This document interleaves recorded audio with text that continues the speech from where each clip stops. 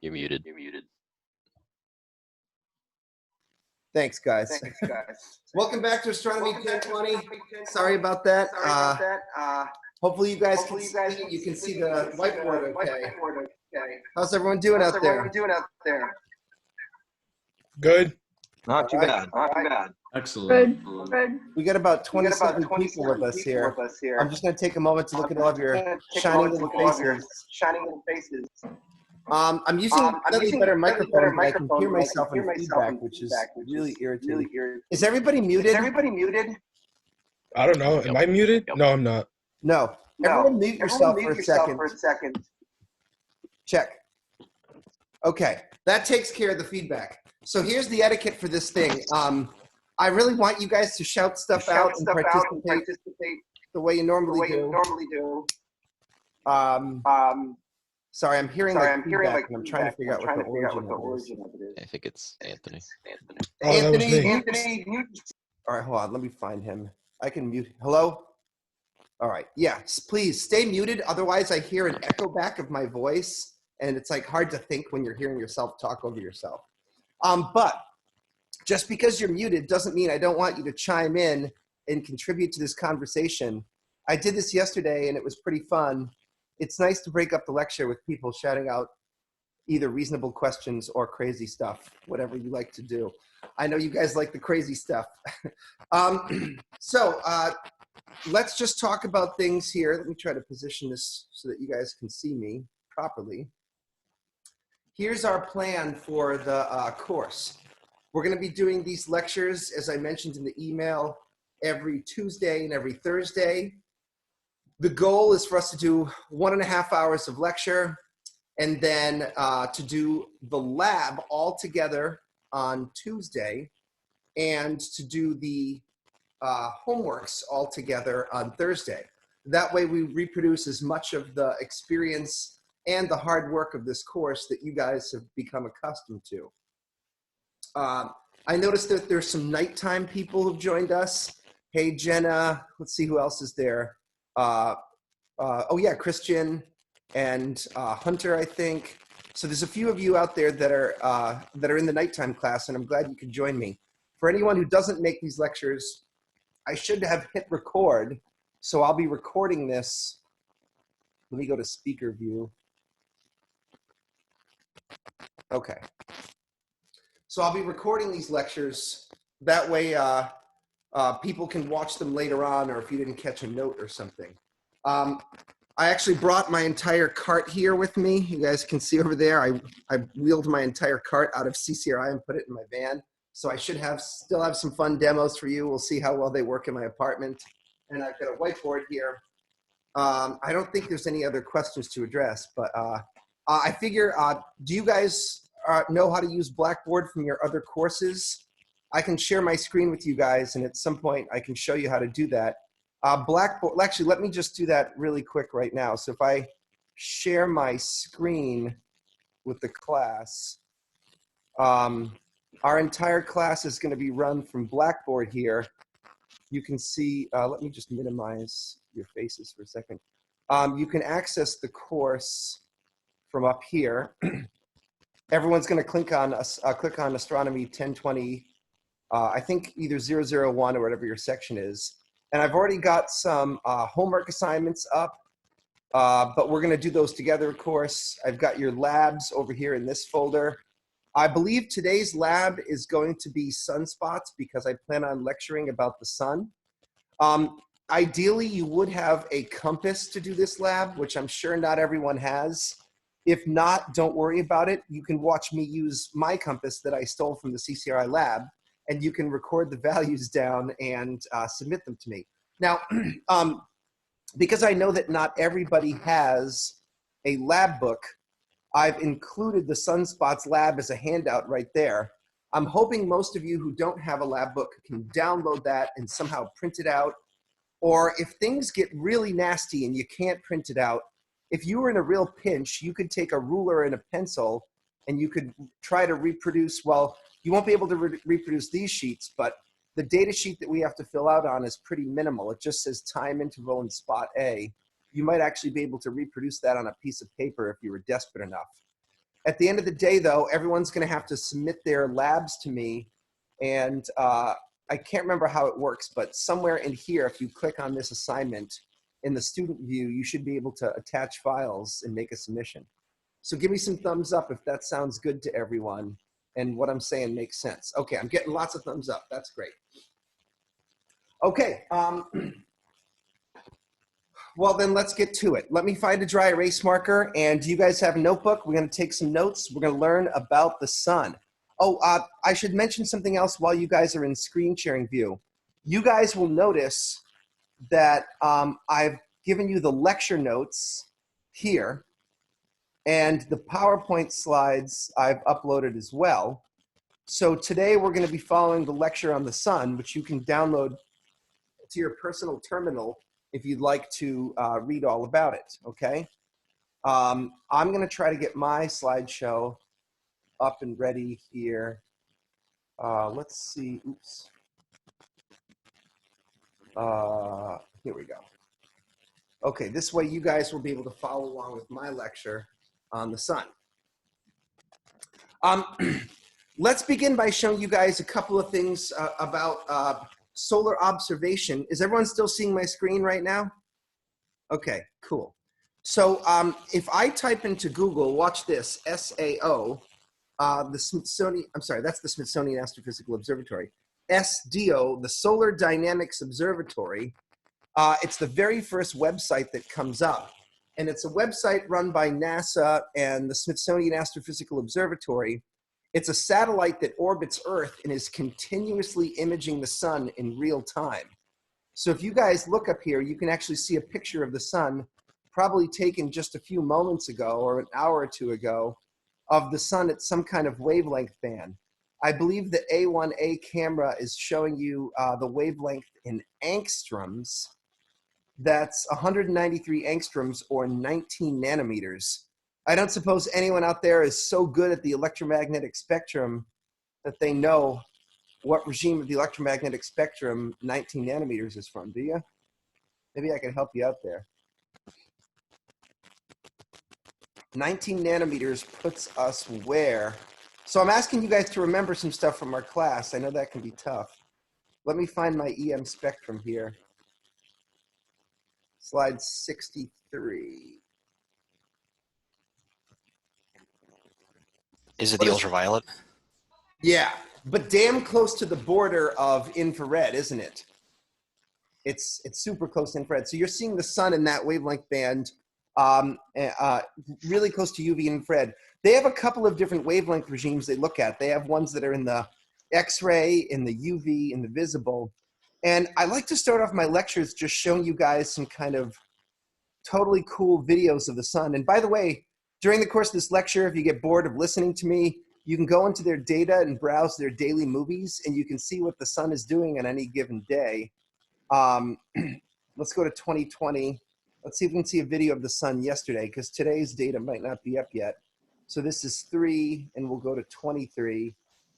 And you can just click on one of these totally amazing movies, and it will show you a real-time image of the sun.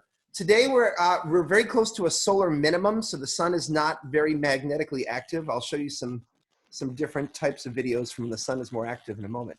Anyways, I wanted to teach you guys about the Solar Dynamics Observatory. It's a pretty badass satellite that's constantly imaging the sun at a variety of different wavelengths, visible, infrared, UV, X-ray, and we're perpetually monitoring the sun. And before I start lecturing on the sun, it's kind of cool to show you guys some of these videos.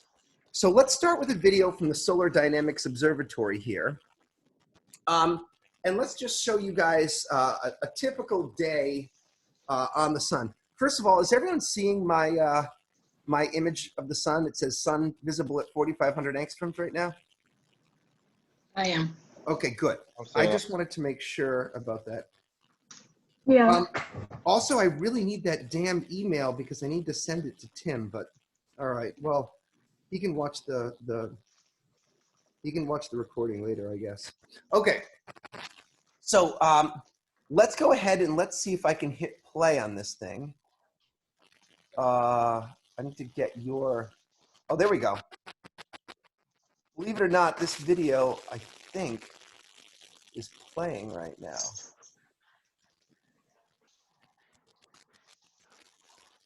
Yeah, it's moving. Is it moving? Yeah. The problem is I've got that toolbar. I need to hide my toolbar so I can, hold on a second here. Okay. The little play button is down at the bottom and it's making it difficult. Okay, there we go. So part of the reason why it was so difficult to tell if this video is playing is when you play a video of the sun at visible wavelengths. Now, this is 4,500 angstroms.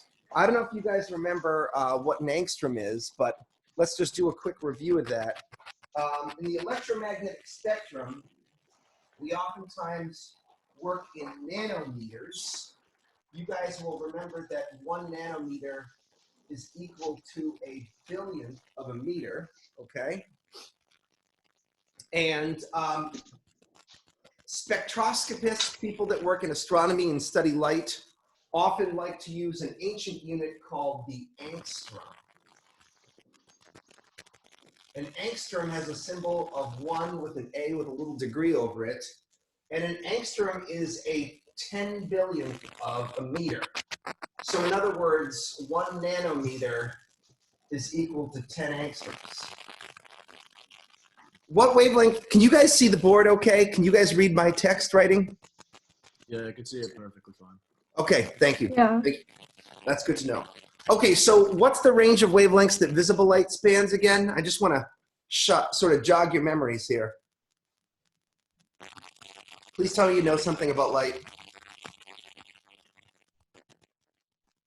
Visible light, what's the range of wavelengths, say in nanometers? 400 to 700 nanometers.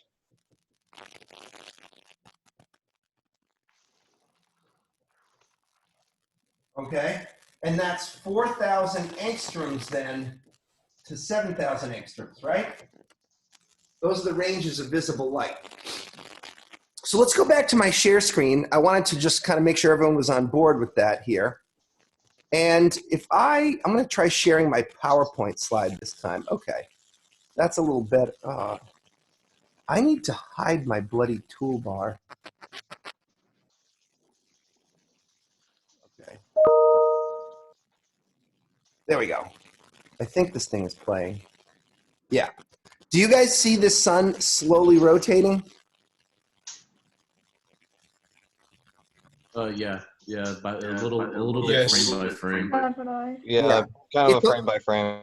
It's a little glitchy because we're doing this all over webcam. But in any case, this is the sun at 4,500 angstroms or 450 nanometers. Does anyone remember what color 450 nanometers is?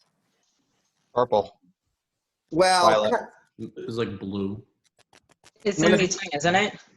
what is it? None of you are using the word I want to hear. Indigo. Thank you. Hold on. Can you guys see, wait, function F5, 75, function F5.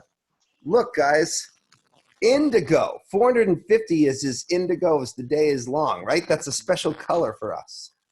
So my first question to the class, just to get your noodles cooking here, is, are you looking at the sun again? Yeah. Yep. So why does Yep. the sun look yellow if we're imaging it with an indigo filter? Got you there, didn't I? Is that the way the light reflects off of? No, it's not like they just Doesn't it have to do with Yeah, absorption? Raf. No, they just fake colored it that way to make you feel better. They knew that if you guys were to see an image of the sun that was indigo, it would look fucking weird, right? And you wouldn't necessarily recognize that you were seeing the sun at visible light. They're fake, even though they took the filter at indigo light, or they took the image at it with a filter of indigo light, they're showing it to you as a yellow sun because it makes you feel better. This is what the sun looks like to your eyes, correct? When you look at it with visible light. Now, the message of this video is pretty straightforward. The sun at visible wavelengths is fucking boring. Not much seems to happen there, right? Like, if you look at the illumination from the disk of the sun, the so-called photosphere, it's perfectly steady light that does not change. Now, those sunspots there, on the other hand, those sunspots are moving, and it looks to you like they're moving slowly. But you got to remember, guys, the sun is a ball, and the ball is 1.4 million kilometers in diameter, right? So let's do a quick little jog in our notebooks here on this. Okay, so here is a ball that is 1.4 million kilometers in diameter. Now, I'm guessing not everyone has access to a ruler there, but I do. We're going to try something kind of weird here. I'm going to show you some of the goofy features that we can do with this web chat service. I'm going to attempt to share my iPhone with you. Let's see if this works. Screen mirroring, Zoom, be written. Okay, you guys can now see my iPhone, correct? Correct. All right. So let's go back, Yeah. and now you can see a video of what's going on, right?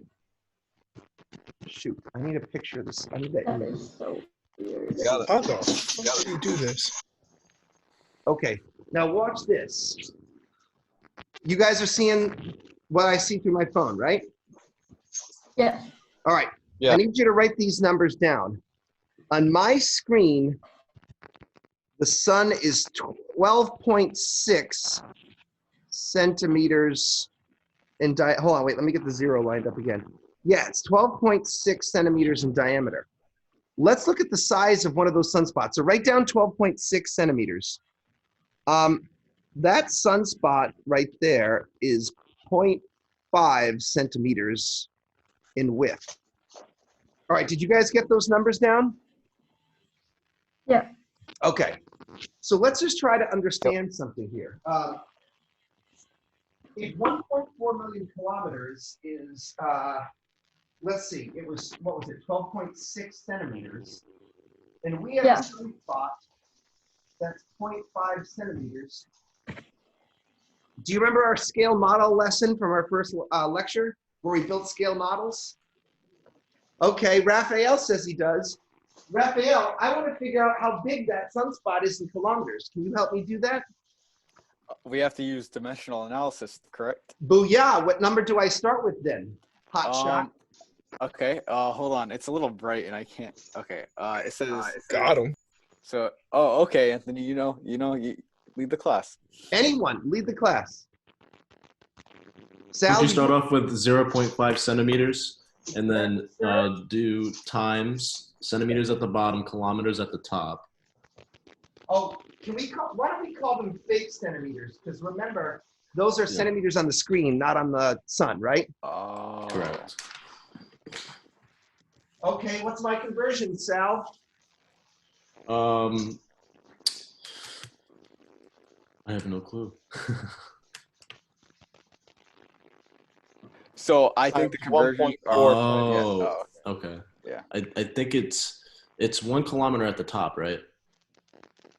And then I want to say Flip them. You flip them. So it's you flip wait. How do I change the thing? I can't see you now. It shows the. Oh, what's his name? What's his name? probably have the conversions in the notebook. Where would I get the No, conversion? it's right between there. It's right fake- there on the screen. Yeah, I just can't see exactly. it. It's Super like tiny. What? Oh, now I can see you. Now I can see you. It's so conversions from kilometers to centimeters. So fake Jenny, it's centimeters. new. Fake centimeters. Fake centimeters. Fake centimeters. Right. So you put 12.6 on the bottom, and then you put It keeps switching. I don't know why. It's whoever's Pin talking. video. Okay, pin video. Oh, Okay, I got wait it. a minute. Guys, you can go into lock speaker mode by double clicking my face. If you go to lock speaker mode, you double click my face. Okay, I did that. Yeah. Okay. That did not work. So, anyways, yeah. Wait, should I wait? All right. Anyways, so you're gonna put on kilometers, 1.4 times 10 to the 6th kilometers. So. Do you guys still have your Casio calculators? Oh, where'd that go? Here's one. Can I borrow a calculator? I guess you'll have to borrow mine. So we'll do 0.5 times 1.4 exp6 6. Yep. And then divided by by 12.6 equals. 12.6 equals. Holy shit. And that's 56,000 kilometers. wow. That's fucking insane.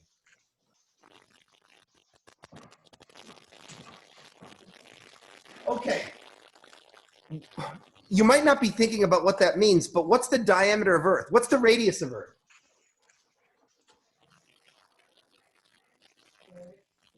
The radius of Earth is 6,400 kilometers, right? Mm-hmm. What's the diameter of Earth then? 6 times 2 is 12.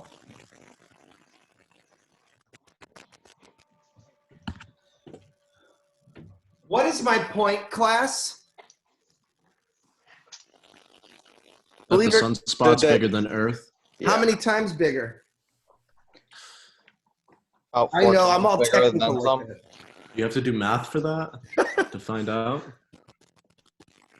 Whoa. Oh, At least 4 times bigger and then Why? some. All right, so let's 50s. just put that in our pipes and smoke it for a second, okay? Let's go back to the slideshow. Now, it doesn't look like much is happening here. The sun seems to be rotating slowly, right? I got to get rid of this toolbar. Hold on a second. I got to figure out, you know what? I'm going to share my screen with you guys. Let me just share my screen. That'll be more fun. First thing I have to do is I have to hide the toolbar. Or what is it called, that thing at the bottom? Okay. Taskbar. Automatically hide the taskbar in desktop mode. Let's flip that to on. Okay. All right, let's see. Oh, there we go. Watch. Here's that video again. This is happening in real time. You can barely see the sunspot rotating, right? It's a little glitchy because we're a little glitchy. You see what's going on there?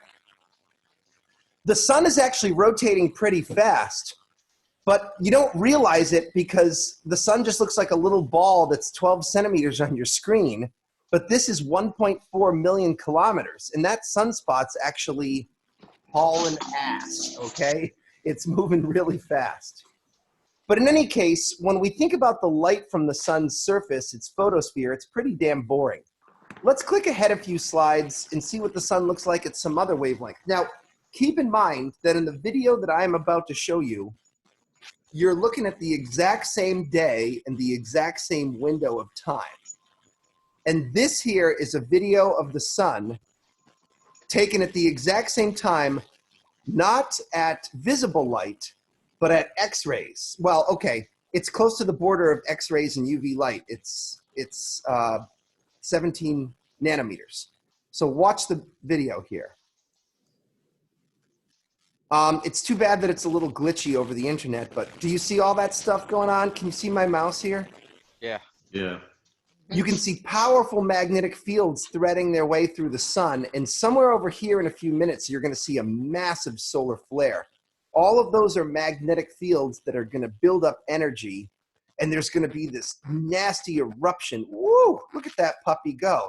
That just ejected a blast of plasma that was probably 20 times taller than the Earth itself. So that was just a blast of plasma. It's too bad we aren't watching this in real time because it's not quite as glitchy as you guys are seeing it now. But I'm hoping that you're understanding my point. What looks like a normal boring sun at visible wavelengths, as soon as you change your wavelength of observation and start looking towards the short end of the spectrum, towards X-rays and UV, you see that the sun is fucking crazy and it's threaded with all of these potent magnetic fields that are brewing these powerful magnetic storms on its surface. And by the way, all of that was just preamble. That was just showing you some cool stuff to wet your whistle so that we can talk about the sun. All right, if you want to understand what's going on there, we're going to have to start with some boring basic facts and I want to get those down as notes. I think the sunlight is coming in and out of the clouds through my window. It's making the board hard to read, so hold on a second. I'm gonna just one. The sun doesn't want you exposing its secrets. Exactly. I forgot that I'm battling against the sun as we speak. Here. All right. That might be a little darker, but hopefully easier to read. My web camera kind of sucks. I am trying to film this thing with a GoPro, but I don't know how it's going to come out until later. So, okay. Can everyone read the board, kind of more or less? Let me just switch cameras and see if it changes. I have a secondary camera here. Oh, Is that's better. Is that better? Yeah. Yeah, definitely. Okay, this is the camera that we're going to use then. Okay, where'd my marker go? Let's take some notes. You guys ready to do some note taking? No. Yes. I mean, I guess. I can find my pen. I know it's something very exciting, right? Okay, hold on. Let me Yeah. just adjust this camera. All right, so here's some lecture notes on the sun. There's kind of two sets of facts you need to know about the sun before you can have an intelligent discussion. You need to know its physical dimensions. And what's interesting about the physical dimensions of the sun is that they are fixed. And that's somewhat weird in itself because there's no reason why something like the radius of the sun should stay constant. It's, after all, a ball of gas. The other thing that we want to know is its composition.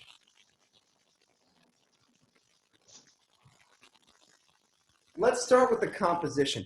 Boy, it looks really slanted on this webcam because of the angle. Or maybe I'm just writing slanted. Okay, so the sun's composition is 70% in the form of hydrogen gas, 28% in the form of helium gas. Hopefully you guys can see that. And the remaining 2% of the sun are heavier elements that astronomers call metals. So let's use a fancy term here. 2% of the sun are in a form that astronomers refer to as metals. And metals are a fancy term for heavy. They can include carbon, nitrogen, oxygen, iron, silicon, whatever. If it's out there in the periodic table and it's not hydrogen and helium, it's metals. Class, you're able to read that, correct? Hope, give me a nod. Yep. Okay. Yes. Okay, cool. Correct. Now, at this point, before I go forward, I'm worried that you guys might actually have some chemistry training. Maybe you don't, but it's a little bit scary here. I want to show you something. If we talk about metals in a periodic table sense, it's not usually the same thing. Your chemistry teacher has very different ideas than your astronomy teacher. Let's go to slide 9 here. And if you guys can see my mouse, traditionally in a chemistry sense, all of the elements over on this side of the table, anything that's kind of to the east of this diagonal line, these blue and purple elements are called nonmetals or halogens or noble gases. And chemists do not consider these things metals normally. They consider things on the left-hand side of the periodic table to be metals. Things like iron and cobalt and nickel and vanadium and zinc. You heard about all these things before because you know that iron is a metal. You may not have thought of potassium or sodium as a metal, but they are. They're alkali metals. So normally chemists think of things that are over here as metals and things that are over here as nonmetals. But astronomers have a perverse way of looking at the universe, and see if you can hear me out on this, okay? To an astronomer, the universe is stars and gas. And we just saw that in our own sun, and it's also true in other nebulae, that 70% of the gas is hydrogen and 28% is helium. So basically 98% of the universe is in the form of these two atoms here. So astronomers kind of just say, fuck it. Everything that's not hydrogen and helium, they call it a metal. But they don't mean metals like your chemistry teacher. They mean dirty, heavy elements. There's A little bit of grit in the universe that is not hydrogen and helium. So it's important that you guys can understand the distinction there between when an astronomer says metal and when a chemist says metal. All right, let's get on to the physical dimensions of the sun, and then we're going to do a really cheap math exercise. So you guys, hopefully you guys can hear me over here.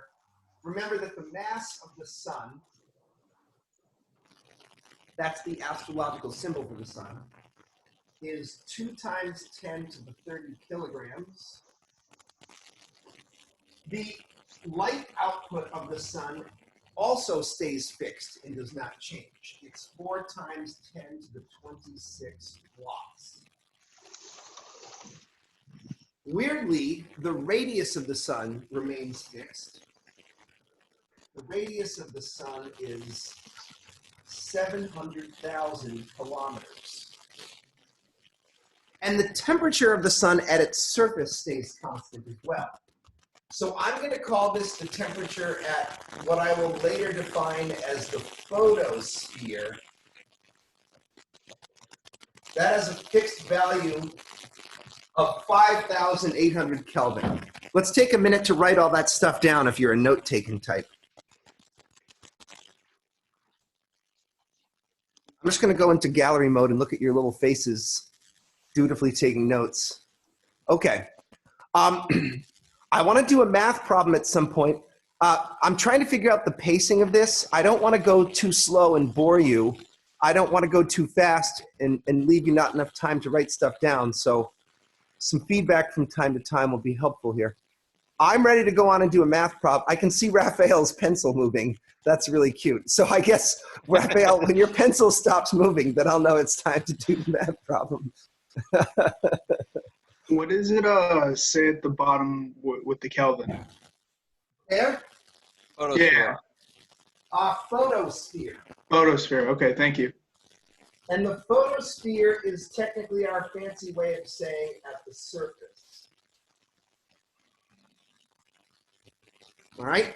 I'm going to give you the layers of the sun as separate notes in a few moments. Okay. All right. So, yeah, I'm seeing a couple thumbs up. So I'm ready to do a math problem. Shout at me if you're not done taking notes yet, because I'm going to erase. Not done yet. Okay. All right. Take a moment. I can grab a drink.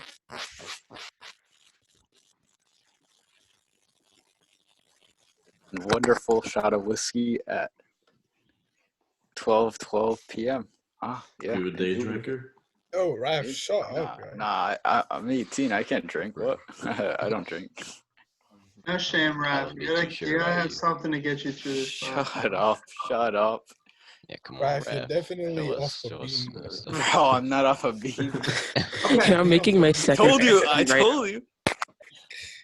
What's this? No, I said. Raph's an No. alcoholic. We're having No, I conversation. said that was whiskey. I just said that was whiskey. No, this is pure iced tea, my friends. Believe it I or drink not, I'm water. actually going to conduct Arizona? this one sober. It's Corona. Okay, but it's thirsty work video chatting, as you know. Okay, can we do a little crappy math problem? Yeah. Yes. All Put it right. up. Anthony, would you do the honors of solving it? Yes, I think Anthony would be the perfect person to solve it. 2% metals do not sound like a lot, but you have to understand we're talking about a mass of the sun of 2 times 10 to the 30 kilograms. So just to help put things into perspective about what a stupidly large ball the sun is, let's solve a really easy math problem. Really easy. What is the mass of the 2% metals in the sun? And then I'd also like us to compare to Earth. So how do I go about doing that, smarty pantses? Sorry? Someone said something. Would you just take 2% of the mass? Yeah, exactly. That sounds like Ivy. I can recognize your voice. Yes, Ivy. So help me do it then. What do I do? Wouldn't you just like multiply it by 2%? Do you want to do dimensional analysis? Would that be a thing? Dimensional analysis. You can just multiply it by 2%. I just want you to tell me how to do it so that I know you can. Oh. So it would be 2 times 10 to the 30 kilograms times 0.02. 0.02, right? Yeah. Okay, we don't even need a calculator at home for this, because watch this. If we do 2 times 2, that gives us 4, right?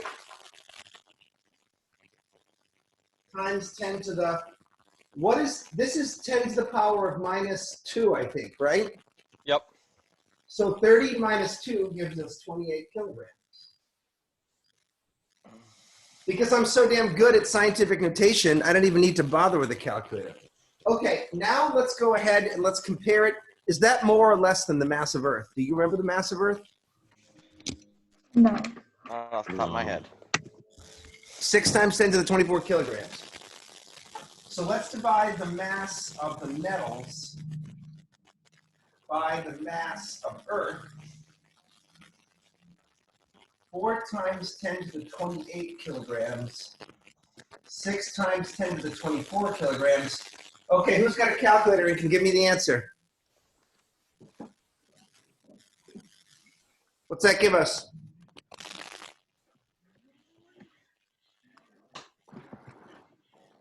Go make me do it. That's not my job. Is that a times 10 to the 28 on the bottom? 24 on the bottom. 24. It's Yeah. about 6,600 times. Yeah.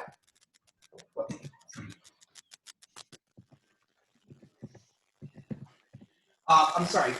One more time, Riker, whoever said that. It was about 6,600 times. 6,600. 6,600. Sorry. 6,600 times what? Larger. In radius? In mass. In kilograms. Than Earth, right? In some ways, that means that the 2% metals scattered throughout the sun are 6,000 to 7,000 planets worth of material. I mean, try to understand what I'm saying here, peeps. Let's just go to my screen here. And let's call up a different slideshow. Come on, buddy. There we go. Sorry, there's kind of a lag when I'm video chatting here. Let's switch that. So wait, Basically, you can make 6,600 Earths out of the metals that are on the sun. Right. At 2%. Exactly. And think about what I'm saying there, Riker. Like, let's look at a picture of the solar system together. Even though it's a cartoon picture, it'll help us meditate here. I want to go to slide 6. Like, that's what the solar system is. The solar system is pretty much the sun. And even inside the sun, if you could take out 2% of those heavy atoms, you could make another 6,000 planets out of it. That's what the solar system really is. The solar system is the sun, and the planets are a little bit of grit, a little bit of heavy metal dust that was not able to condense into the sun because of conservation of angular momentum or rapid rotation or something. But even though the sun contains mostly hydrogen and helium, don't forget there's enough metal inside that bad boy. There's enough metal in that bad boy to make another 7,000 planets if you could extrude it somehow. So the sun is truly like, it's just a massively stupid big ball of gas. And that's what we're trying to understand here, okay? Okay, cool. So now that we've done that, we're gonna have to move on to some other questions so that I can sort of teach you about how the sun functions. Now, at some point, I've got some stuff that is not in the book. I wanna teach you guys a little bit about magnetic fields. Let's get out of this slideshow here. And I'm going to do that wimpy thing where the slides are going to help me decide if I'm missing something. Okay, let's do a little lecture on magnetic fields. Now, I'm going to just kind of show you guys a picture here of a horseshoe magnet. You guys saw in our previous videos that the surface or the outer layers of the sun were threaded through with magnetic activity. And I think that if I was a student and I hadn't had a whole bunch of physics courses, one of my questions might be, well, what the heck is a magnetic field anyways? So I thought that I'd kind of start you off with a picture that you get in a physics textbook showing you a little, well, first of all, I have a horseshoe magnet here. You guys might have played with these types of magnets before. They have a north pole and a south pole. But the way magnetism is created in a magnet like this is actually quite complex. The most basic elemental picture of how a magnetic field is developed is you send a current of electrons down a wire, so you have a current of electricity, and whenever electrons flow down a wire, you kind of create a magnetic field in a circular sense. So what I'm going to do for you right now is do hopefully a very quick set of lecture notes. Let me go to speaker view and lock my speaker view. I want to do a very quick set of lecture notes on magnetic fields. So I kind of made these up. It's sort of like your crash course in electromagnetism. And I call them 3 rules for magnetic fields.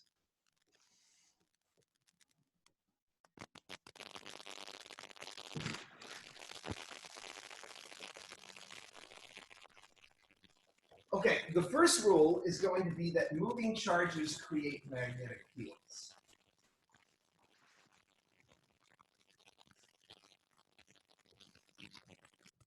And that was the picture you just saw a moment ago, where you saw a current of electricity creating a coil, a magnetic field around it. Any moving charge will create a magnetic field, but usually it's electrons. I want to do something funny in my slideshow here. I want to go on to this next picture. Imagine, if you can with me, that I attach a simple wire to a battery, and then I take a pair of needle nose pliers and I bend the wire into a circular loop. If I do that, you will see that the circular magnetic field forms a pair of bunny ears.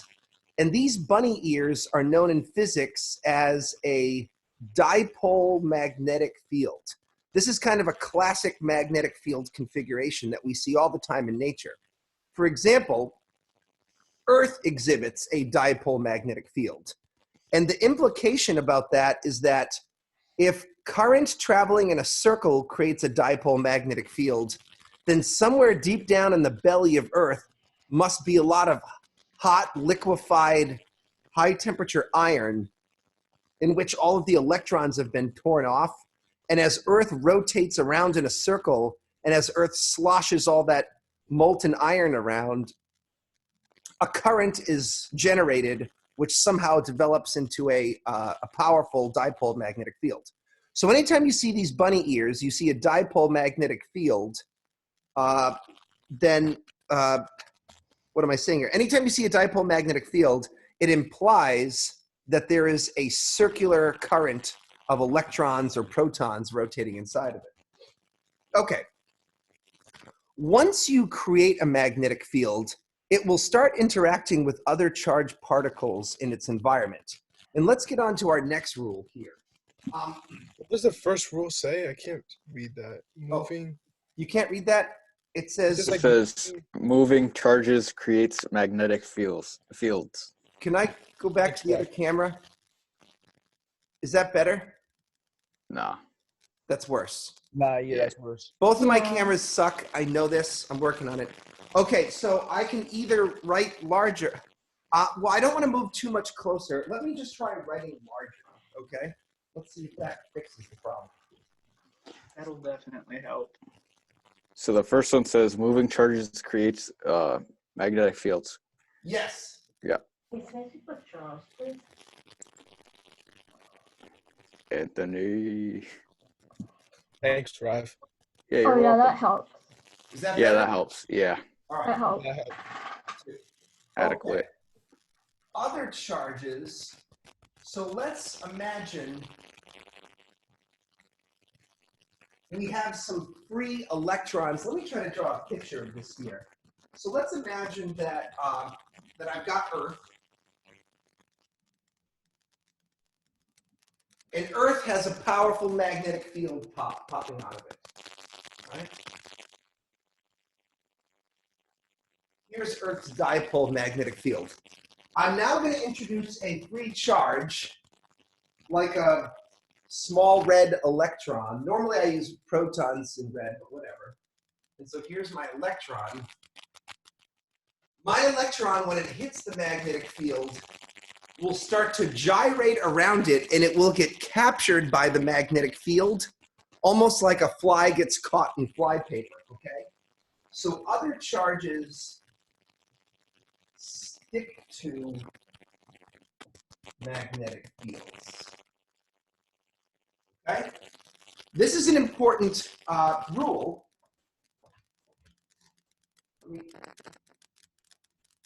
Other charges sticking to magnetic fields help explain one of the reasons why we can see magnetic field activity on the sun in terms of X-rays.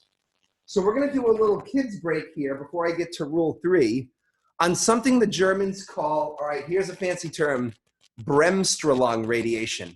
Let me see if I can spell this correct. Introducing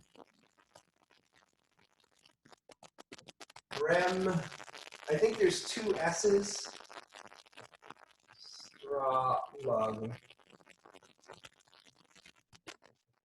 radiation is the German word for breaking radiation. And I want to try to explain how this works. Imagine I have a powerful magnetic field line. And then, somewhere up in the atmosphere of the sun, I have an electron which is traveling really fast. And this electron has a super high kinetic energy.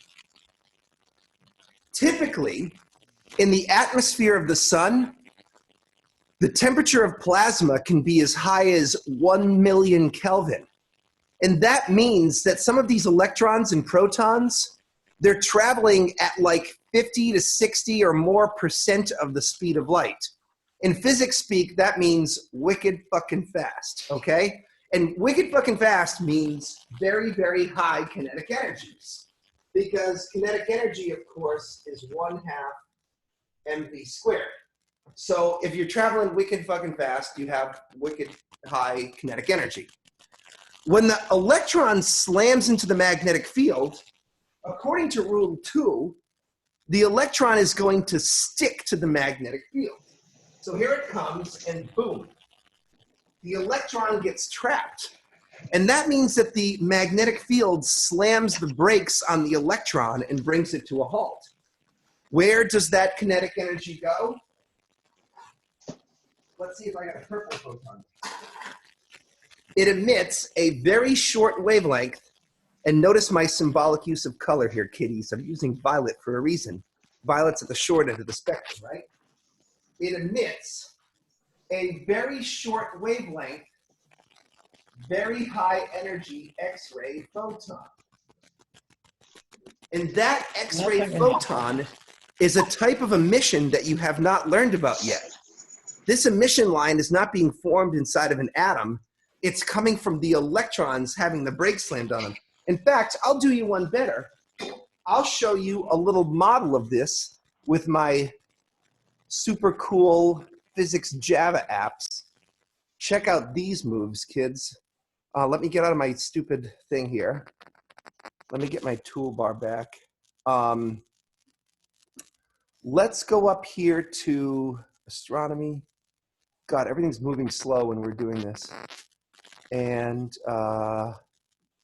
where are the physics Java apps? I just had them the other day. Oops.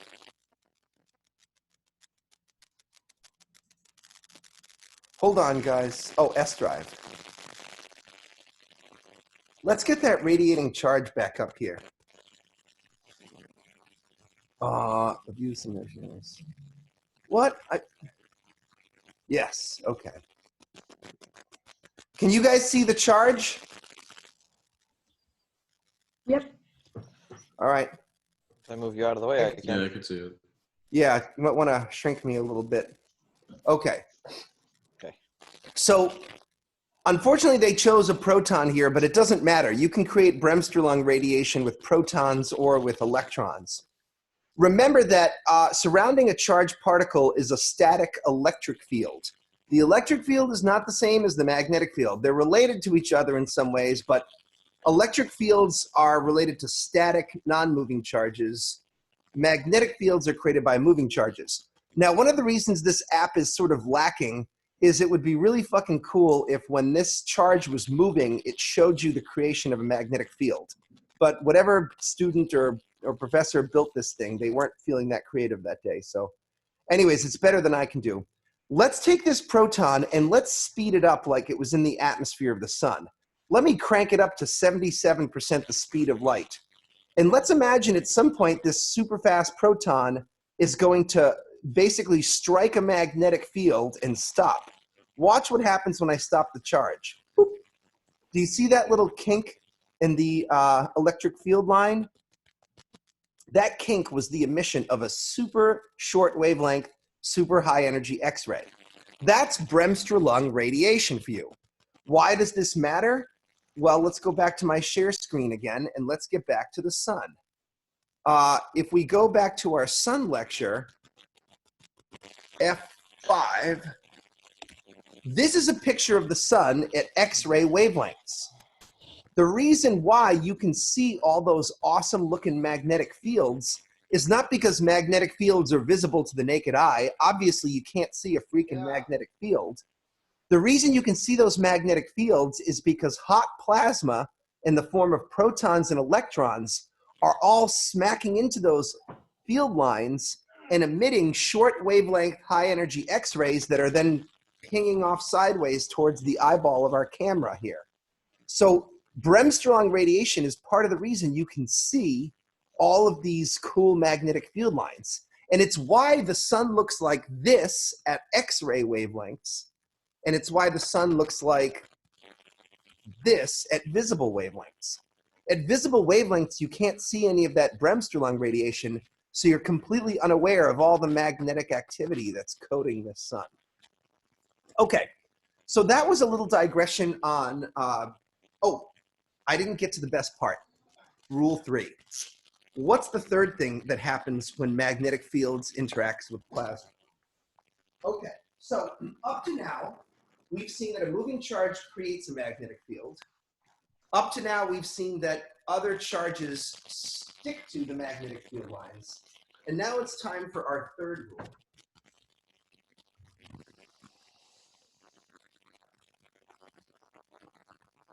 Our third rule, okay, let me make an analogy here. Suppose we think of the magnetic fields as like flypaper. And then we think of the electrons as flies. Normally the job of flypaper is to catch flies, but in a weird way, if you had a big enough wad of flies, you could catch flypaper instead.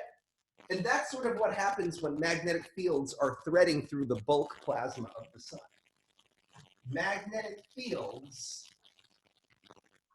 stick to or get twisted by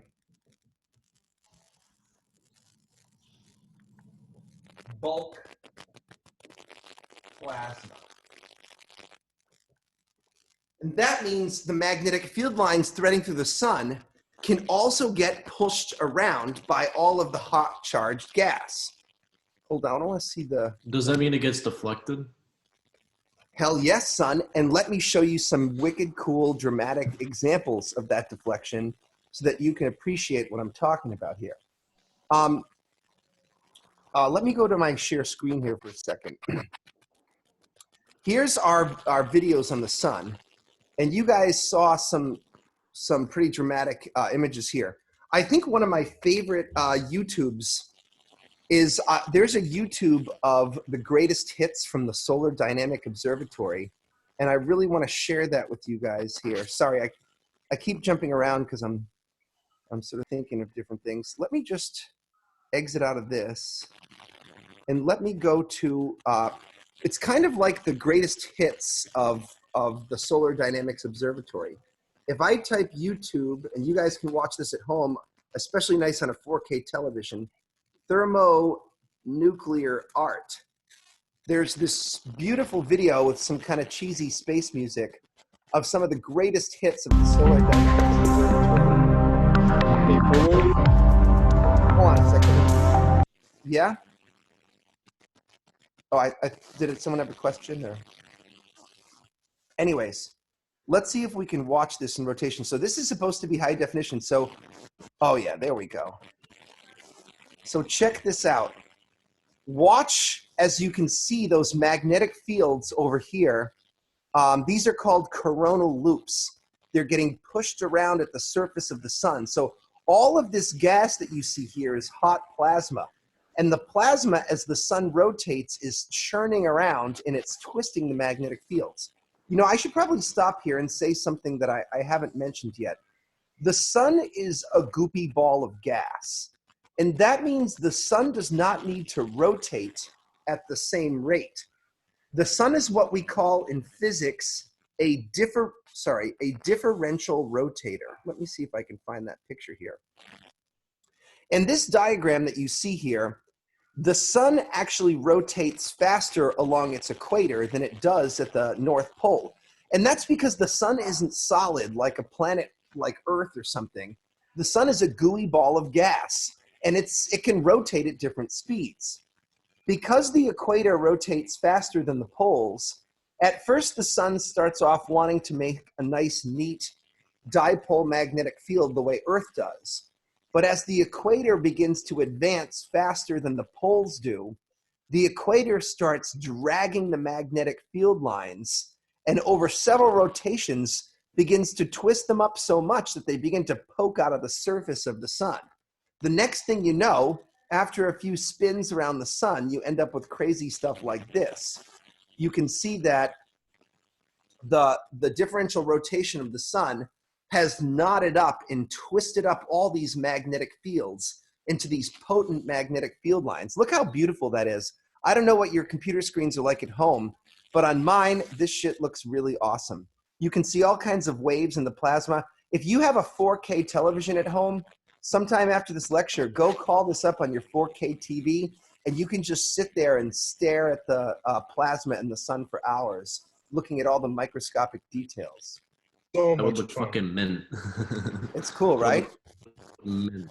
Yeah. So yeah, look at that Wait, stuff. so to like the regular human eye, what does that look like? Does it look like blinding? Like you can't even see that? You can't even see it because this is all at X-rays. So the images that you're seeing here are taken by imaging Bremsstrahlung radiation at the boundary of X-rays and ultraviolet radiation. So your natural eyeball, unfortunately, can't see all this stuff. But it's part of the physics of the sun. And as I explain more of the sun to you, you will see that the stuff happening in X-rays is in some ways connected to the stuff at visible wavelengths. There are some things that your eye could see. Sometimes, for instance, let me show you guys a couple of older videos. These are not quite as high resolution, but they're very illuminating, shall we say. There was an older satellite called Trace, and at some point I got some images of different effects on the sun. I want to start by showing you guys something called a solar flare. A solar flare is when you have a burst of hot gas and plasma coming off the sun, always caused by a twisted breaking magnetic field line, but the plasma kind of gets slurped back down onto the surface. Let's open this in VLC, because you got to get the traffic cone. Okay. And wait, so on the sun, is there like a possible way, like let's say we had like a heat thing, like to go onto the sun, that wouldn't melt? Is that like possible for it to like land there and like be able to like Well, walk through or not? Is it just too hot? Hold on. So let me get my stool here. You Or would may it not sink? realize this, but we actually are in the process of sending a spacecraft to the sun. I may have mentioned before that currently the Parker Solar Probe is on a journey to fly through that part of the sun's atmosphere. Now, it's going to turn out that the magnetic activity of the sun is not always constant. So, for instance, there's an 11-year solar magnetic cycle. The sun goes through about 5.5 years of intense magnetic activity, and then the magnetic activity of the sun sort of quiets down. It's actually connected to sunspots. You can, my computer's got kind of a slow response right now, but later on in the lecture, I have a picture of the sunspot cycle. Oh wow, it's 83. 83. And you can see that for 5.5 years, the sun will be magnetically active and then magnetically quiet. Magnetically active, magnetically quiet. It turns out that sunspots are related to that magnetic field activity, but one thing at a time. Right now, in our current epoch, we're close to a solar minimum where there's not as much magnetic activity on the sun. So that's probably partly why the Parker Solar Probe will survive its journey through the outer atmosphere. But another thing to realize is, even though these solar flares look quite dramatic, I mean, here's the video again. There's the Earth to scale. The density of gas in these eruptions is actually quite low. So obviously that's a powerful energetic storm or eruption on the surface of the sun. But even though the temperature of the gas is high, remember that the energy density is low. The energy density is actually quite low there. Sometimes the eruptions can get pretty wild. I want to show you a coronal mass ejection. Let's open this with Windows Media Player here. Oh no. All right, here we go. So it's not letting me control. All right, Windows Media Player, you suck. Let's go to VLC again. Okay. So I want you to watch this, and a couple of interesting things to note here. First of all, you can see the Earth to scale down here, and you can see that there's some powerful magnetic activity building up. People sometimes call this like a magnetic slingshot. The magnetic fields can become so twisted on themselves that they build up something called magnetic tension. Imagine taking a rubber band and twisting the rubber band until it was very taut, and you build up a lot of tension in the rubber band. A similar kind of thing happens with these magnetic fields, and they get so twisted up that they can actually snap and break, and they become a type of slingshot that ejects plasma off the surface of the sun. That burst of gas there could have been quite a tremendous quantity of material there. You'll notice that a few minutes after the eruption, you can see some static on the video camera. That's what's called the solar wind. It's a stream of high-speed protons and electrons that are striking the camera and creating an electrical disturbance.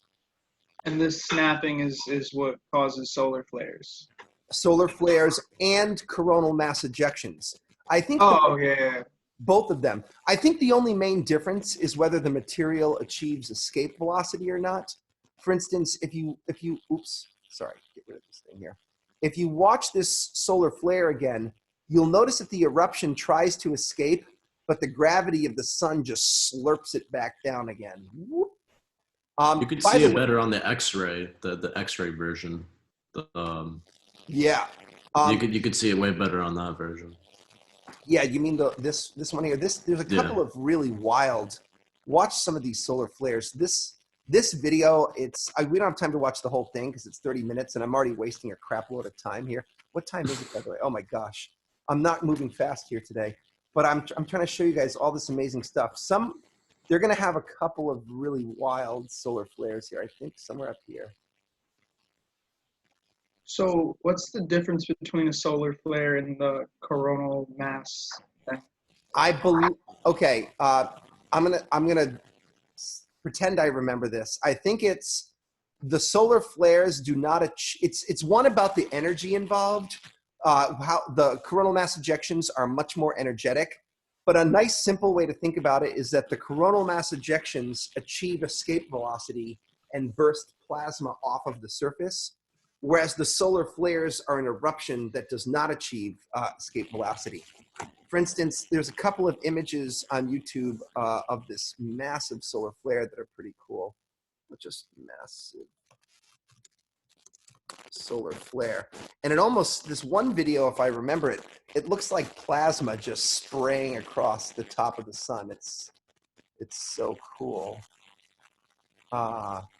Wait, so how could a solar flare be harmful to like us, like in terms of technology and shutting everything down? Yeah, that's a great question. It turns here. Let me see. Look at this here. So there's a solar flare. Look, it's like a nozzle of plasma that's shooting off the surface.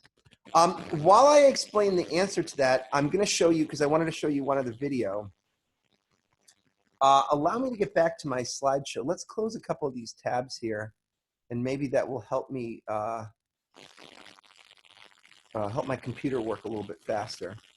Okay, to answer that question, first I want to show you a really cool video. It would be so sad if I did not show you this video. So function F5, slide 8. And I'll answer that question, Raf, while I show you this video. Let's get rid of the space music here. So this is a little over dramatic, but this time-lapse video, or this video, is going to show you how magnetic fields actually push a sort of wall of plasma up into the atmosphere of the sun, which then rains back down along magnetic field lines. It's basically a plasma waterfall. Now, Raf, during these coronal mass ejections, when you send a burst of plasma off of the sun, the plasma has very low energy density, so it's not capable of like blowing off our atmosphere or melting the skin off your face or something stupid like that. Oh, can I just point this out? There's the Earth to scale. Look at this. This is a plasma waterfall that's like 10 Earths tall. Look how amazing that is. Notice how the plasma is constrained to move along the magnetic field lines, almost like beads along a string or something. From time to time, these powerful eruptions, here's a really powerful coronal mass ejection. Look at that thing. That is just absolutely insane. That's crazy. Yeah, isn't that cool? I want to show you guys a little bit later in the lecture. Let's imagine a story of what happens when there's a coronal mass ejection. So there'll be a coronal mass ejection on the sun, and there'll be some kind of big burst or eruption.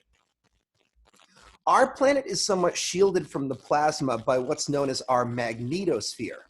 If you remember our rules for magnetic fields kind of capture and trap plasma. So you can think of the magnetic field surrounding Earth as like a slight magnetic barrier. When you have coronal mass ejections, plasma and charged particles get stuck to magnetic field lines, and the magnetic field lines kind of trap the plasma and rocket it all towards the North Pole. And once it reaches the North Pole, it slams into the upper atmosphere and it becomes the Northern Lights. So the aurora borealis in the Northern Hemisphere and the aurora australis in the Southern Hemisphere are actually caused by coronal mass ejections in the sun. Those plasma particles strike our atmosphere. Now, do they hurt us? Usually no, they just kind of create a pretty light show for Inuits and Eskimos. But there have been cases throughout history where extremely powerful coronal mass ejections have been so energetic that they create electrical shortouts. And famously in the 1980s, I believe half of Canada's power grid went down, and part of Canada was thrown into a blackout for 1 to 2 days because of an extremely powerful coronal mass ejection. So while coronal mass ejections can't blow the hair off your face or something like that, they can disable communication satellites, and they can, in extreme cases, even shut down our power grid, which is obviously not good for us. So they can be dangerous in that sense, and engineers have to prepare for such eventualities. So Okay. like if that happened now, that would basically it would be like the end of the world basically, because like We'd all be trapped in our homes and we'd have no internet. And yeah, then- exactly. And then There'd that, be Yeah, there'd be no that'd satellite or radio waves. yeah. So how would we Then do online it'd cut it off. classes? Oh no. That wouldn't be too bad, to be honest. What about the people in the hospitals? What they're gonna need the electricity. Right. Well, that's why hospitals usually have backup generators, right? In any Oh case, yeah, sure. let's hope we don't get hit with a coronal mass ejection on top of the coronavirus. That would be too much corona for me. Sounds Okay. like fun. All right. Let's see how we're doing on time here, because I got some more stuff to share with you. If anything, I've been kind of giving you some of our modules a little bit out of sequence, but it's okay because we're just doing some fun stuff that entertains us. Now I got to get back to my slideshow. Hold on. I'm just trying to find my toolbar now. Now that I've hidden my toolbar, it's hard to find. Exit full screen. Okay, it's 12:40. Oh my gosh, it's 12:49. We are out of time. We're 5 minutes over time. Okay, all right. In that sense, we've kind of learned some stuff, and we'll leave it there. Can someone put a note in their notebooks for me? You guys know how I love the help. I want to start the next class talking about hydrostatic equilibrium. So there's a big important topic that I didn't get to today. Let me write it on the board. Put this into your notebooks.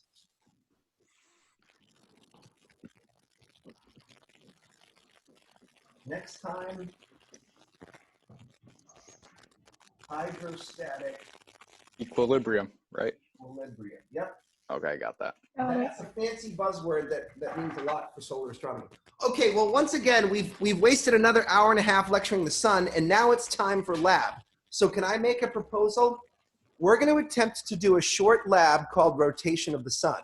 I've never tried this virtually online before, so it could be an epic fail or it could be easy. Here's what you guys can do for me. Let me share the screen with you. We'll take like a little 5 or 10 minute break just to kind of relax and for my jaw to stop moving. But what you guys can do for me, let me exit out of this here. Sorry, Mr. Computer's working real slow here. Oh, there's too many bloody things open. Let's go back to Blackboard. If you guys can go to Labs, and go to the Sunspot Rotation Lab and get this PDF. If you try to follow along with me, I'm going to try to use a camera or an iPhone. I'm not exactly sure how this is going to work. And we're going to track some sunspots. You might even be able to do this in like an editor like MS Paint. But what you're going to need to upload and submit to me is this page and this page. What So page? that's 13. I'm sorry? No, I was trying to figure out what page it was. Yeah, some of you have lab books. So 13.5 13.5 and 13.6. 13.6. Right now, the current time is 12:51. We can all stay in the video chat, but I'm going to mute, and I'm just going to take a pause for 10 minutes so I can try to set up my station. If you have a compass and a ruler, grab it. If not, you can watch me do it, and you can take down my numbers, okay? We're just going to watch. You're going to copy me, and then you're going to upload the thing to Blackboard, and we'll say you have submitted your 10-point assignment. That's how shit's going to go now. Is that okay? When we upload it, what do you want us to take like a picture of it and just send it that way? You can do anything. Yeah, a picture of it is absolutely fine. If you have a scanner, you could scan it. If you want to try to do the whole thing in a editor like Adobe InDesign or MS Paint, you can try that too. I don't know. Just figure out some way to make markings on that file or paper and figure out probably just taking a picture with your cell phone is the easiest. And then you can upload that right to Blackboard, okay? Yep. All right, so give me until just a little after 1 p.m. I'm going to stay signed into this, but I'm going to mute, and I'm going to kind of set up my station and take a quick sip of iced tea. All right? I'll be right back. All right. What page is it? 13-5 in the book. Yeah, he listens to Vaporwave. That's cool. I listen to it too. I was listening to that actually. Vaporwave is one of my favorite genres right now. Yeah, I've been getting into the sub-genres in Vaporwave and stuff like, it's like hypnagogic or something like that, drift or something. But yeah, you can go do your thing. Yo, so like I was in I just the realized there's- other room I was in the other room for the past 2 hours. I was like, why isn't this starting? Oh, I just got here. I was in the first email room that you sent. I'm And sorry. it changed. They So I was in changed that the other URL. Yeah. I was in the other room for 2 hours. It's like, oh, he's hosting another thing right now. I was like, what? I was like, oh, I guess he's just finishing up with another class or something. I was in there for 2 hours. That's okay. We only covered the fundamentals of the sun. Oh, I've that's just good. been Oh, I've that's just been thinking about nothing vaporwave. complex. Nothing complex then. Nah. Just the basics. The thing Nathaniel, you how need are to know you? before you know anything else. So. Pretty good, Raph. How about you, man? I'm doing pretty good. Is that Ellis there? Is that Ellis? I think that's Ellis. I think Ellis is here as well. Hi, Ellis. Hi, Ellis. Is she gonna like talk to us or not? Probably not. Probably not. Yeah, no. She's probably actually not here. Shout out to Marcus too. Yeah, shout out to Marcus. Where'd he go? Oh yeah, he left. Shout out to I don't know anyone. Oh, shout out to Albert Einstein. Yo, check out my cool poster on the nebulae, like the teacher would say. Shout out to Mike, because I didn't know anyone else. Shout out to my mucus, because you know that Where's they do my Juju? slime. Oh, Raph, shut up, Yeah, bro. where's Juju? Yo, Anthony, I know you're not talking. I don't see Juju on there. Boy.